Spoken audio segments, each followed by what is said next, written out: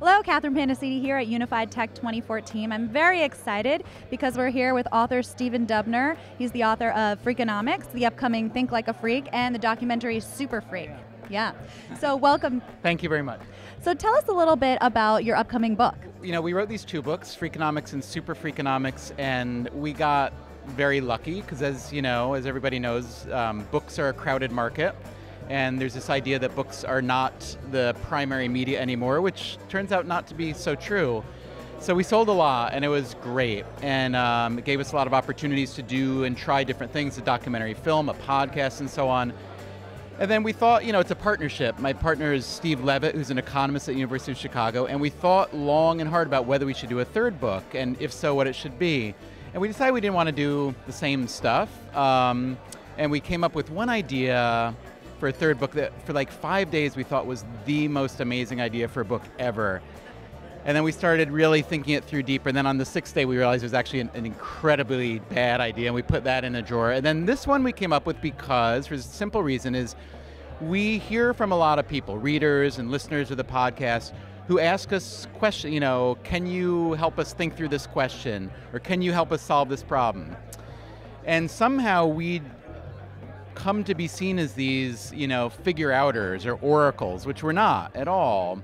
We just have a style of thinking about problem solving and a way to think about the world using data, a way to think about the world using incentives, understanding incentives. And so we thought, you know, if we can't solve all their problems, or even many of them, what if we wrote a book that could kind of deputize anyone to think like we do, if they want, not that they would necessarily want to. And sometimes thinking like a freak will get you in trouble. You'll say things that will be unpopular. You'll point out the holes in people's logic. You'll point out the fact that the conventional wisdom that everybody embraces might not be so right.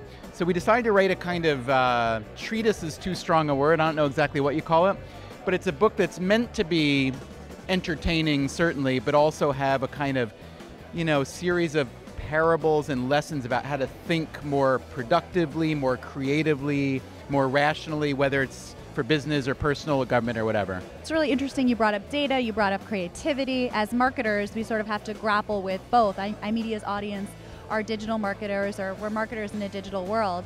At this event, Unify Tech, and what you'll be talking about on stage with Ari, I'm sort of interested on, you know, how does that relate to marketers, and what we'll be talking about from the stage with Ari? So today I'll probably give a little bit of preview of what the book is, which I really should say most of the ideas of the book are contained in the first word, which is think like a freak. It has not so much to do with us, it has to do with just thinking generally. So it turns out that whatever field you're in, if you're in healthcare, if you're in marketing, if you're in media, if you're in politics, we have this huge series of kind of defaults and conventional paths to follow.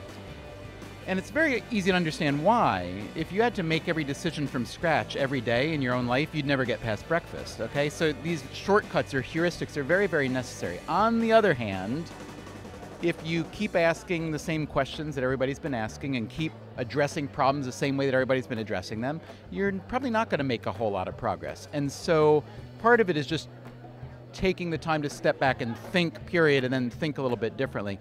In terms of marketing, and especially digital marketing, I think, look, you guys are in a position, very, very fortunate position, to take advantage of technology in a way that not all fields are, which is you have got now accountability and measurability. It's like, you know, I've worked in media for a long time. I worked at New York Magazine, at the New York Times Magazine. I've done a lot of stuff with television networks and so on.